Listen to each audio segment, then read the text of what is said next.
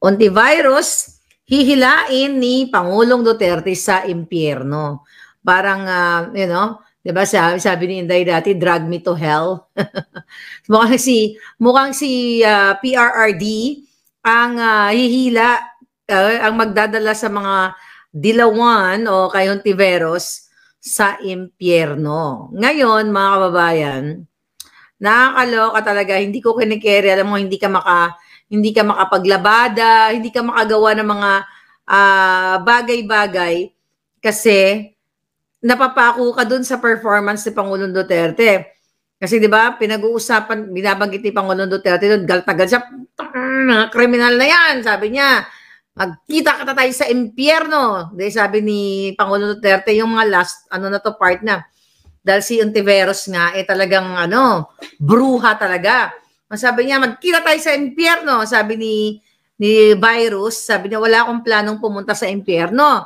Then, sabi naman ni Pangulong Duterte, hihilain kita, ma'am. So, sa akin, sa gusto niya, pupunta talaga sa impyerno. But anyway, ano yung mga, dito? Actually, ang grabe yung mga revelation doon, alright?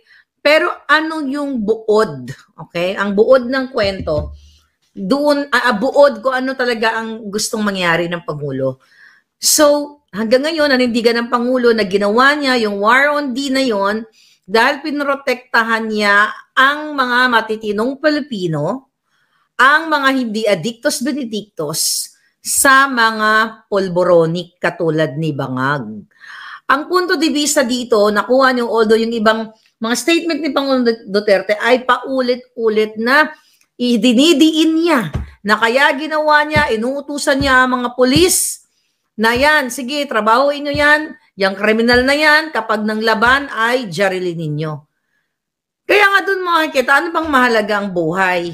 Ang mga kriminal, ang mga bangag, o kayo, yung mga anak ninyo, kayo mga OFW, kayo mga ordinary people, ordinary citizens, na nagtatrabaho, namumuhay ng maayos, nagsusumikap, pero, inaakyat ang bahay ninyo, kinikidnap ko, like, di ba, doon sa mga statement ni Pangulong Duterte, may mga, like, Chinese businessman, na kinikidnap during the time nung mayor pa siya, tapos, after kidnap, pinupunta sa ganitong lugar, like Cotabato, I think sabi niya, ang iba doon, nagagahasa, pinapupunta sa bahay pa ng kidnapper, ng kidnapper, ng inabdak, tapos inuutusan pa ng mga kidnapper na pagluto mo ko, mga ganon. At dinadala pa sa kung saang lugar at talagang kawawa talaga yung mga biktima ng mga kriminal. At may mga kwento si Pangulong Duterte na yun na nga, yung kidnap for ransom, katulad sa mga negosyanteng yon. Mag-comment kayo dyan kung ano yung mga pinaka gusto ninyong topic.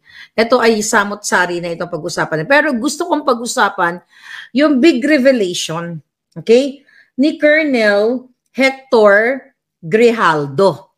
Actually, na-transcribe ko yung kanilang mga sinasabi, pero to follow na lang yon yung mga transcription. Doon tayo sa pinakabuod ng hearing na yon. So according to Colonel Grijaldo, ay nung October 23, nung siya ay pina-attend doon sa Huwad Committee na yon, ay inimpluwensyahan siya ni Dan Fernandez na hindi kayang i-pronounce ang PNF, dating Bombastar yun, di ba?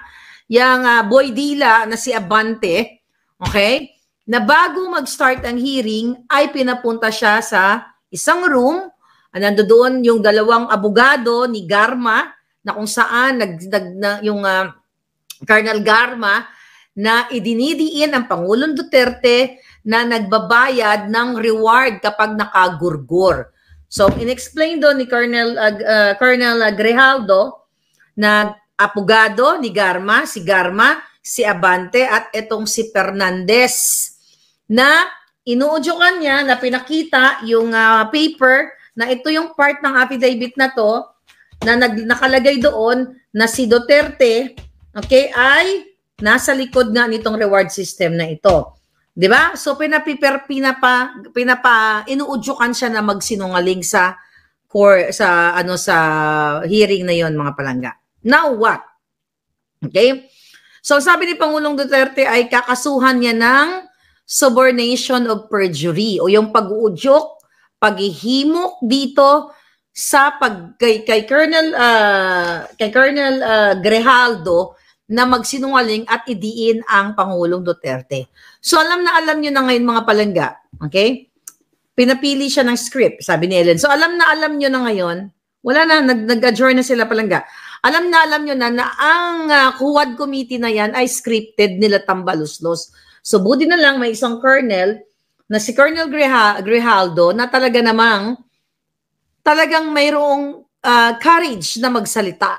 At hindi siya pumayag na udyukan siya ni Fernandez at ni Abante. So ngayon, mga kababayan, daming statement okay, tignan natin Pangulong Duterte. Alright. Okay. Tignan natin. Ang haba kasi nito. But anyway, mga kababayan, so dito sa dito sa hearing na to, nalaman natin yung talagang bonggang-bonggang pasabog na scripted lahat. Okay? Scripted lahat ang ito pala yung sabi niya. Ito ang statement ni Colonel Grijaldo. Okay. Okay. Ito ang sabi niya.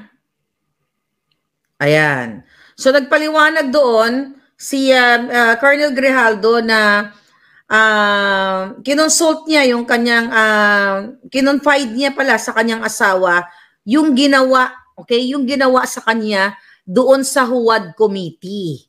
Na kung saan kinuwento niya yung sinasabi niya, yung karanasan niya doon sa Huwad Committee sa kanyang asawa. According to him, pinalipas pa nga niya ang mga ilang araw para sabihin ang pinagawa sa kanya ni Dan Fernandez at ni Abante na pumayag na pumirma o sabihin ang kasinungalingan na si Pangulong Duterte ay behind dito sa reward system na ito o sa paggugurgor sa Davao ng ganun-ganun na lang.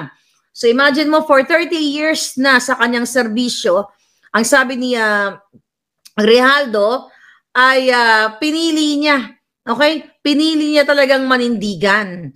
Pinili niyang sabihin sa taong bayan, sa inyo doon kanina, at talaga namang hindi siya nagpagamit. And that's good, okay? That's good na hindi siya nagpagamit dito sa mga jutang ginimes na kongresista na ito. So again, si Fernandez at saka si etong si Abante. Alright? Nag-explain pa nga siya, nasabi niya, I don't want to credit the men and women of the Philippine National Police.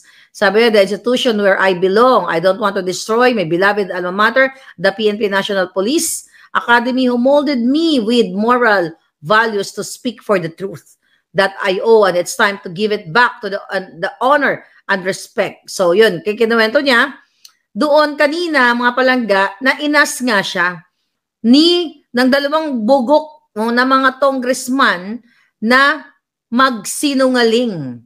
Alright? Na magsinungaling ang doon sa Huwad Committee na yon. So mga kababayan, dito ninyo makikita na grabe talaga katalamak ang script dyan sa Congress. So alam nyo na ang House of Representatives, yung mga putang inang mga Huwad Committee na yan, kitang-kita nyo naman na lahat ng mga sinasabi ng mga resource person ay scripted. Dahil based doon sa pag-amin mismo sa panindigan ni Colonel Grijaldo, Hector Grijaldo. Pero, ganun pa man, grabe kung ilang paso ni Pangulong Duterte, si De Lima at si Virus. Number 1 punto. Okay? Good point si Jinggoy Estrada kanina. At napansin ko, grabe din yung respeto nila. In fairness, alam naman tayo, magbigay tayo ng credit ko sa tamang credit. In fairness kay Estrada, kay Pimentel, kay Bato, sila lang man nagsalita doon eh. Tapos si Villanueva, talagang yung respeto nila kay Pangulong Duterte nandoon, o baka natakot sila mura, umulan kaya ng mura doon, di ba?